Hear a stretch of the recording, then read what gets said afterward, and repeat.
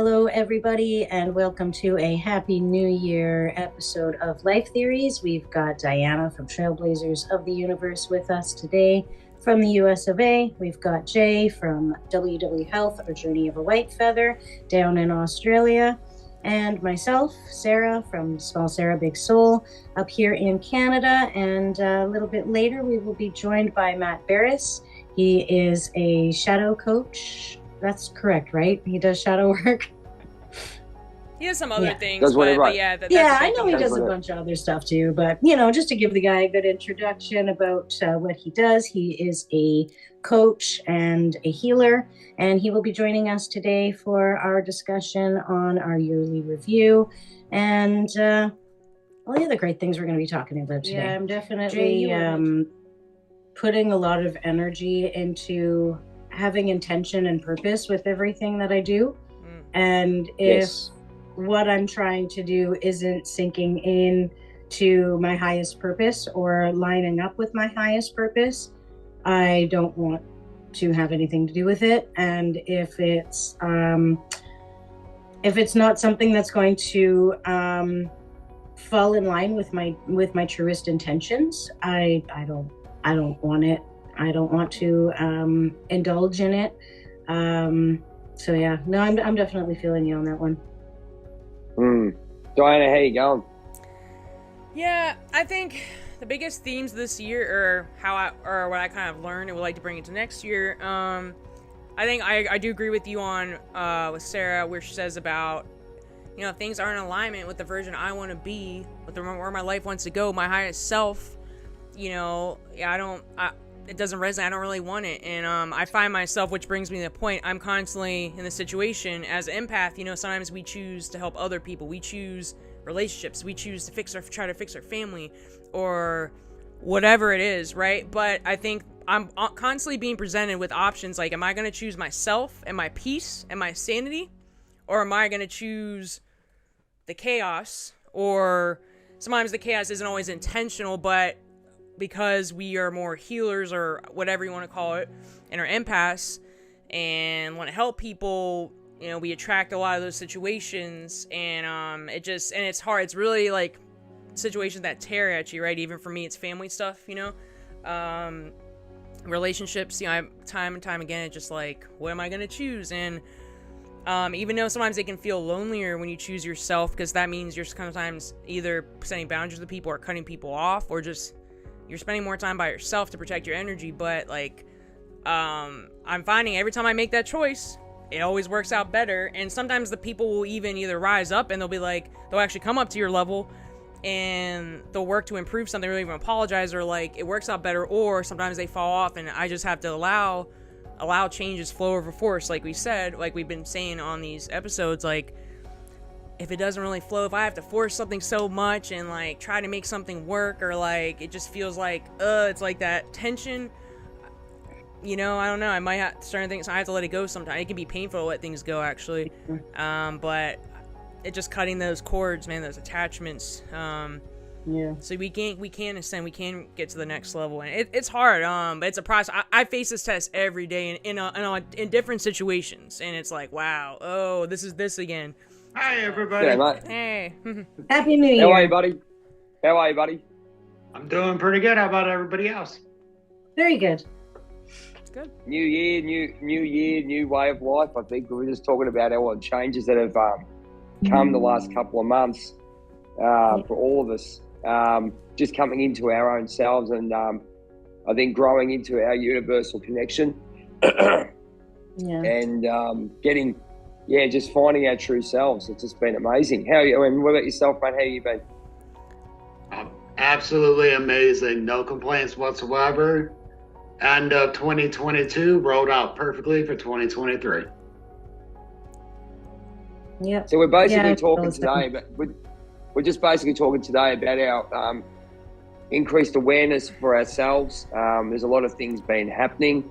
I've seen a couple of your memes, mate. I think you've been really pushing the backing yourself in, and with regards to what you, whether it be relationships, whether it be yourself, just getting that connection back with the earth and the universe, I see. So Yeah, I think we're just sort of sitting there. We're really reflecting on what we've done the last couple of months. I was just saying to Sarah what she's coming into a lot of power now, power within herself. You probably, I don't know about you, but can you see a change in our glow? I mean, it's 6:30 in the morning. I look like I've just come out of a bar. But actually, give me 1 second. Let me look at everybody real quick. Yes, everybody's aura is actually greatly enhanced. Really? Everybody's got a aura around them that is actually very strong energy. Aren't necessarily in a receptive mode to hear or pick up what we're saying in an impactful way. So it's a little bit of a disjointed thing where it's like spiritual workers got to get on social media. You got to get your message out there, but everyone looking at the message isn't in a mode to receive it. Mm-hmm. So it's the way the platforms are designed, but yet as spiritual coaches and workers, we're being told by everyone else, you got to get on social media, you got to put your message out there, you got to do this. But people aren't receiving it the way that it needs to be received, in my opinion. So it's like, I've been thinking about a way that we could potentially fix this or like shift it. But yeah, I don't know. It seems like a really big job for one person to do on their own. Well, I can actually chime in a little bit on that. Okay, because you guys know I do also teach business. Yeah. Now, there's two aspects that really everybody needs to pay attention to. And this is for everybody that's a shadow worker or holistic service. You really need to tune this in. Number one, TikTok runs two algorithms. One for the United States and Europe and one for the rest of the world. Now, the one for the United States and Europe, you are literally going to have to work twice as hard to get out there and viewed. The cat photos or somebody doing some stupid dance is going to be the number one because the algorithm is created to do so. If you jump on TikTok and say China or another Asian area, you are going to get spelling bees. You are going to get people that are achieving things, children that are achieving things, martial art competitions, reward ceremonies. That's what their algorithm is. The very things that we are trying to help society do is that algorithm. The one that majority of us get isn't. So are you saying spiritual coaches should have a cat in their lap when they make a video if you live in Canada? Well, when it comes to business, a focused thought, the average person has 9 seconds to gain their attention. So that means if somebody's actually focused, I am depressed, I want help, you got 9 seconds to grab their attention. I thought it was lower than that, but that makes sense. The average child is 7 seconds. So adults and children are not too far from each other. Yeah. We've lost connection. We've lost connection to the universe and to the earth. But I see that, look, there's nothing wrong. I've always said there's nothing wrong with what we do, like having these Zoom meetings, enjoying everything that these inventions and creations, but they are used as a distraction. That's the bad thing. So once you step away and you go, oh yeah, like Sarah and I collect collectibles and all that, it's nice to have, but people are where they are spiritually and mentally, they use it where they find it's an absolute distraction because they're not aware. So, there's nothing wrong with enjoying what we've got because that's what this life's about. But the way it's being used against us to keep us grounded, to keep us out of or keep us from being grounded, mind you. Once we wake up, we've talked about this on Life Theories a fair few times. What do you think there, Matty? Well, I think everything in society is there to disconnect us from the rubber soles on our shoes. That disconnects us from the natural electromagnetic grid of the earth, to all the way down to chemtrails polluting the air, which is altering the magnetic state and creating stagnant energy in the air we breathe, to the water we drink. Everything in society today is there to disconnect us. And it's up to us to become aware of how to reconnect. And look, as I said to you, there's nothing wrong with enjoying what we can enjoy. But as you said, I think we're going to have a purpose of reconnecting. Personally, myself, with regards to some of the work I've been doing, I've been really locking into feeling, getting the messages, getting the downloads, as a lot of people do, but also understanding when I get a feeling, it's like, I don't know, because I always get things towards superheroes. And I'm just thinking, like, you pick up an energy or a feeling, and you just know it's right. The person might not have a clue of it, but this energy is right with what's going on. You can pick up people's moods. You can pick up this. You can pick up that. And I think with regards to what's happening, as you said, mate, we could talk about the Disney theory, which we love. Ask Diana, she loves the Disney theory. She always says, they're Disney. But we can, all these little things that we've been doing, but you can see the four of us have really connected in a way where we're getting back into that life with what's going on. And all the stuff you've been putting up on Facebook and stuff. Facebook's a great thing you can use to spread the word. And we're still doing that. This is what I've always said. So, yeah. But it's getting out there that people are not connecting at all, and they're trying to hold on, or they don't understand what's going on in the world. They just do not get it. They work out, okay, hang on a minute, I'm feeling funny, I'm trying to hang on to my old life. And they don't see when we ascend as people, it's a weird thing, and we've been pulled back. Or we've been, I guess, judged, but we have to sort of hold that judgment. Yeah, I have another thing to say on that. I think with people can't connect them. Well, you talk about everyone's being distracted from connecting with themselves, but a lot of people can't even sit with themselves like alone. I was one of those people too through my addiction. The reason I was using all the time because I had such intense emotions. I had no idea how to cope with them, and I could not sit like being by myself. I had to be with a guy or a friend or a drug. I like literally couldn't. It was painful to connect with myself. And I didn't, and I hadn't done any shadow work at that time too, but after I started doing shadow work and stuff, completely changed. But a lot of people can't even face their own shadow. You present them with something, a trigger or something, or insecurity or fear, like they're just, distracting. Let me go on TikTok. Let me go drink. Let me go use this. Let me go have sex. Let me go whatever, scroll on social media. Like, so what do we do about that? Like, a lot of people don't want to, and the shadow is tapping you so much. The shadow's like so big that you can't run away from it anymore. That's why I think what's going on with the frequency shift on the planet. So it's like people are being forced. It keeps tapping. Like, you see my shadow in the background actually in the picture, but it's like but it's literally like you can't run from it anymore. It's there, and I think that's why a lot of people are really struggling, especially people that have never had any spiritual awakening or like I'm not saying I'm completely awakened, but I've gone through enough levels and done some shadow work. But if I was just starting to awaken at this time right now, with everything else that's going on in the world, all the fear that's being put out 24/7, all the programming. I mean, I even got rid of Netflix. I mean, I've gotten rid of so many things because I notice how I feel, and my diet's really changed a lot because I'm just noticing how low my vibration is. Like when everything's just programmed, right? It's all information.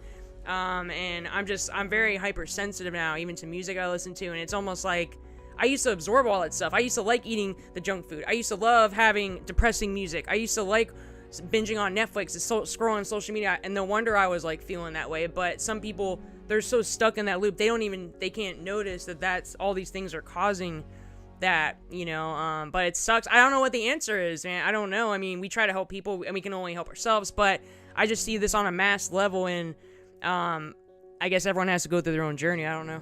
Attractions to not just partners, but also people. Like, it's just really weird that all of us have connected. Like, not weird.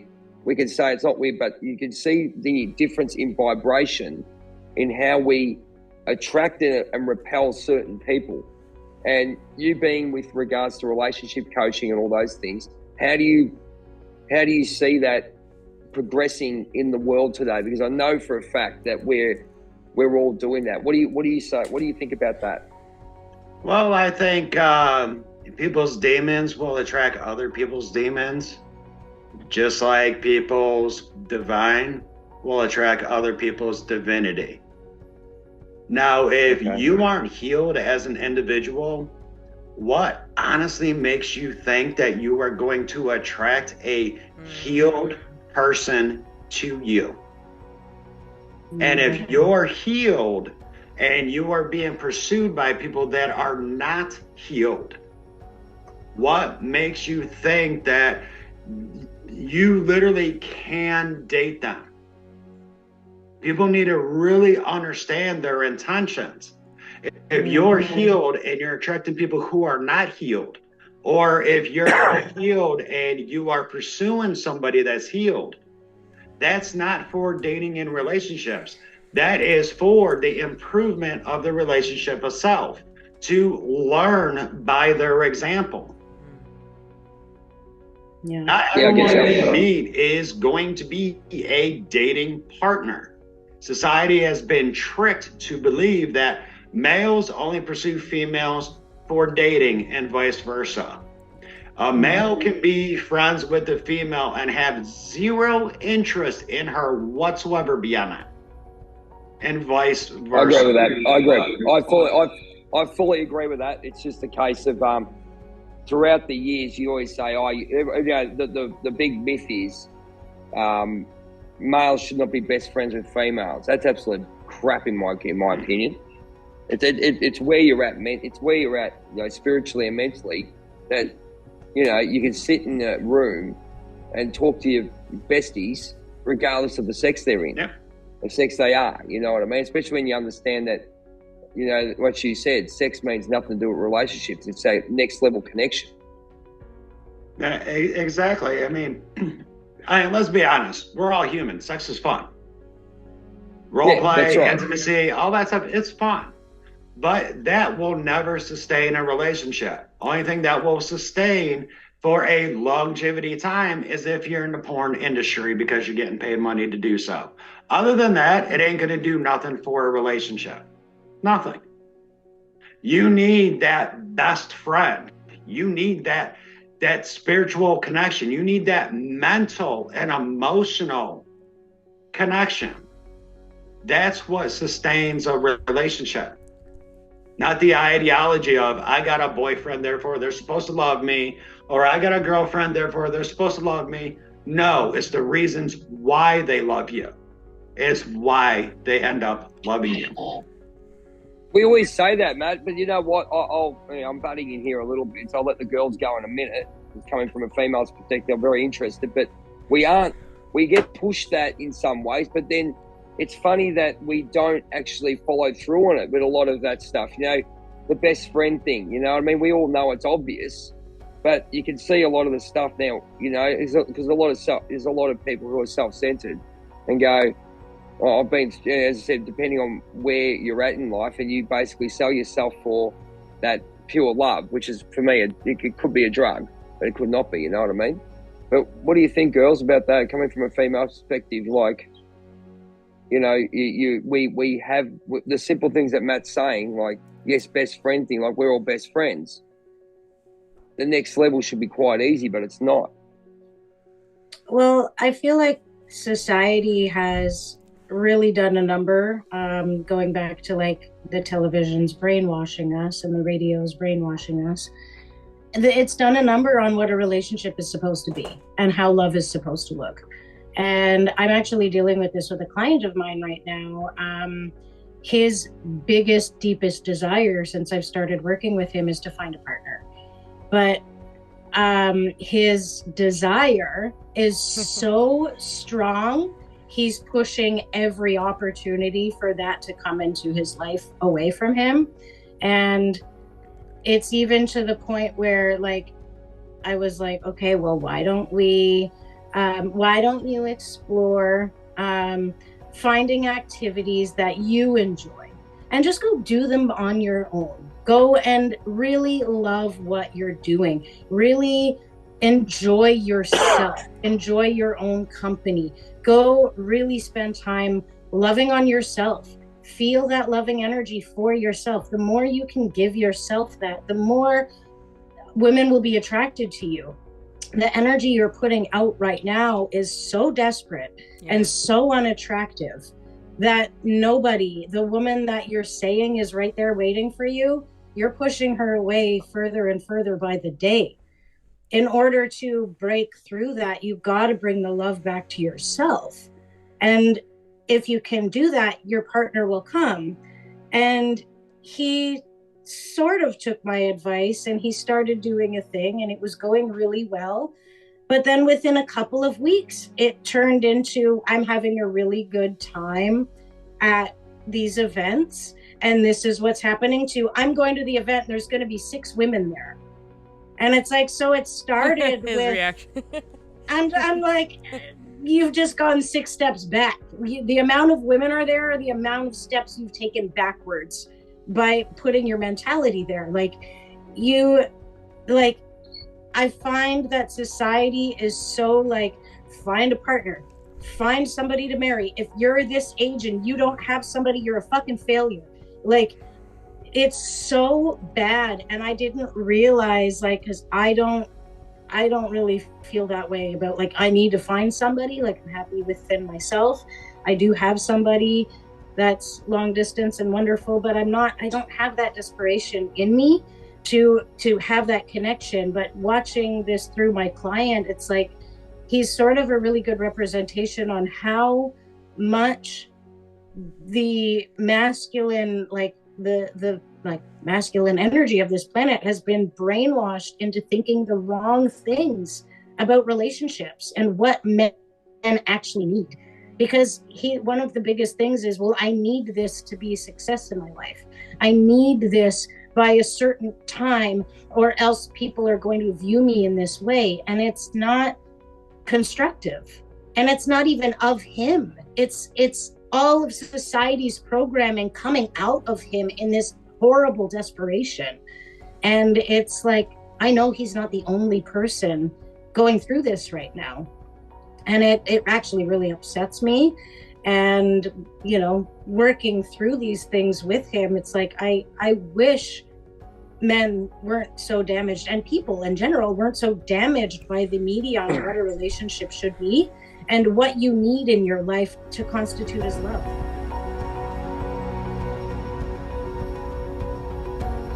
Okay. Hi, society. My name is Matt, and I'm literally going to tell you everything you don't want to hear. And man, maybe I love the attitude, man. I like the energy. Okay. Okay. Love it. Bottom line, needing nothing attracts everything. Yes. If you need love, don't date. If you need a companion, don't date. Bottom line, look at it like this. How would you feel knowing full well that you are being used simply to make somebody feel better about themselves? Nobody would like that. Ouch. So if you need love, you need a relationship, you need these things, don't date. That's not fair to do to somebody else. In fact, I will call it out. That's hypocritical. That it's okay for you to treat others as a coping mechanism to feel better about yourself, then it is not right for them to do that to you. Think about that. Makes absolute sense to me. Damn. I look at situation now and situation past totally different. You're exactly right, because we've all given ourselves love now. We've all found it. We made a choice to love ourselves, right? Let's be honest, right? And then we actually go in deep and go, well, why we're doing things. And obviously we did all the shadow work and all that. But then you come out, if you had said that to me about 10 years ago, I would have gone, oh yeah, that's about right, and gone and done the same thing. But you are 100% right. It's what happened, right? People don't want to hear that.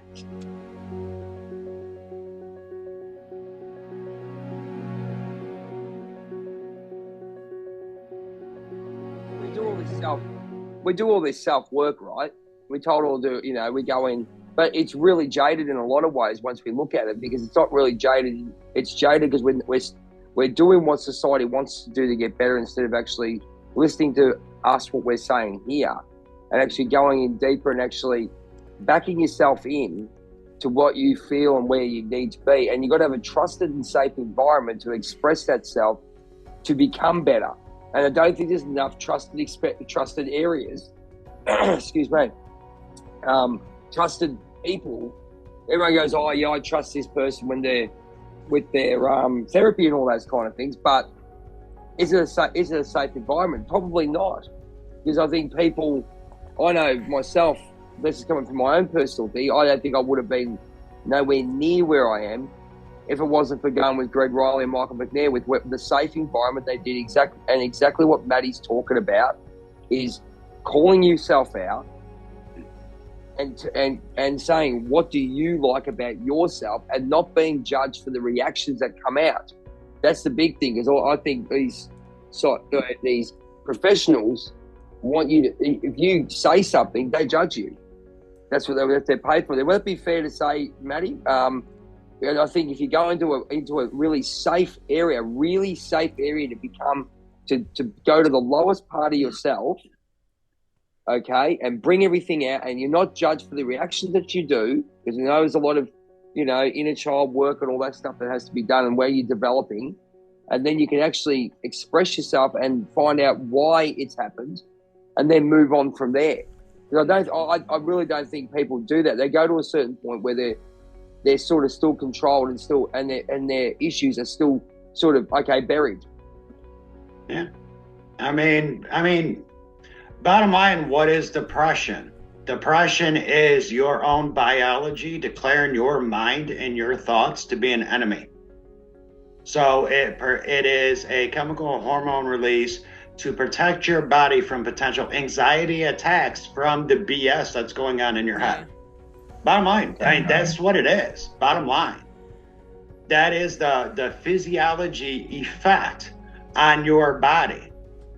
If you need to go to a safe environment to open up, you got to start beginning to be a safe environment so you can open up. Yeah.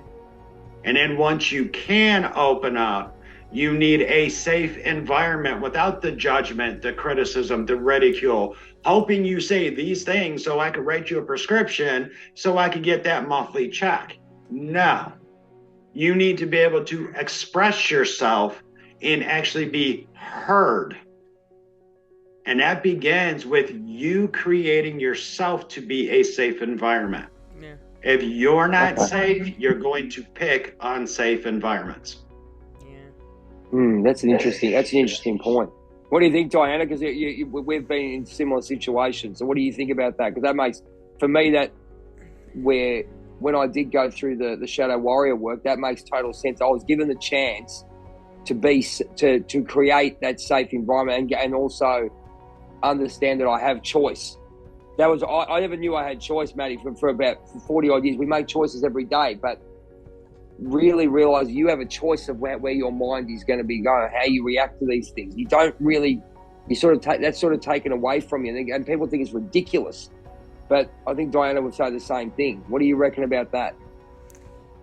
If anybody knows about unsafe environments, me, with the whole addiction. That's why I'm with the whole addiction thing. Yeah, and I became so used to that. So even when I did heal myself and get clean and stuff, it didn't feel right. Because and I think we talked about that with Matt before, or I talked about with him before too. And we were even talking about partners, or how I would attract weird guys. If I go someplace, I would attract these weird guys. And I would say, hey, I still don't always feel safe in environments because I was so used to being in bad environments with the whole addiction thing. So but you did tell me once your brain deems it safe and your body deems it safe, then you'll have a different outcome or whatever. So, and that has changed. It's funny now that I have. I keep making choices on a daily basis. This isn't something that happened overnight. It's still something that sometimes I, struggle with. But the more I have made my environment safe in here, even choosing what I'm programming into my brain, putting what I'm putting into my body, the people I'm interacting with, the more I protect my energy and stuff, and even making choices. Sometimes I choose, to be at home and just be by myself more if I know it's an environment that might not be the best place for me for a variety of different reasons. The more I've chosen that, the more I do feel safe. And even where I'm at right now, I'm looking at apartments now to move out finally, because now I feel like, even though this might have been comfortable, I had tragedy with my mom and stuff, I still feel like it's not really the best. Like, I'm noticing vibrationally that this is not, now that I've healed myself more and I've gotten better, I was saving up money, that was another thing, but now I feel like, it's just like, I need to be in a safer place where I can, express myself more and not, family members sometimes can be toxic. I know we've talked about that with Matt too, and it's maybe not the best for the next level of healing I'm trying to do, and maybe you don't feel safe for different reasons, or you don't feel comfortable. Maybe safe isn't a word, but sometimes you just feel uncomfortable maybe expressing yourself with certain family members, or you feel like you're going to be attacked, especially if they're like a narcissist or something. You're an empath, so it's like I still find myself having my guard up a little bit. And when you mix in trauma and like grief and all that stuff, so I realized that this is not really the best place for me to step to my next level. So now I'm gonna pick an even better, I wouldn't say safer, but better environment for my like growth and stuff that's more in alignment. Because now I'm seeing this became comfortable for a while. I was like, now I become hypersensitive. I'm like, oh, what am I like doing? I think I need to move on, even if it's a little expensive, whatever. I can make that work. It's not a big deal. So it's again the theme of picking my peace over what's comfortable, or over maybe feeling bad wanting to help family members through tough times or whatever, or help people. I've been in this situation in relationships before too. The last person I was with, I had left for that same reason. I didn't feel like right in the environment anymore. It's the same thing. It's like you wake up all of a sudden, once you finally do enough work, it's like, oh, what am I doing here? You ever had that happen where you look around where you're at and you're like, because you've done a lot of work, I'm not saying you're way above it, but like you've healed yourself and you're just realizing this is toxic. I don't need this toxicity, that's happened to me before. It's like an awakening. You're almost like, whoa, I'm here. It's so weird, I can't explain it. It's almost like it's like a different level of awakening or something. I don't even know what it is. It's really it's interesting.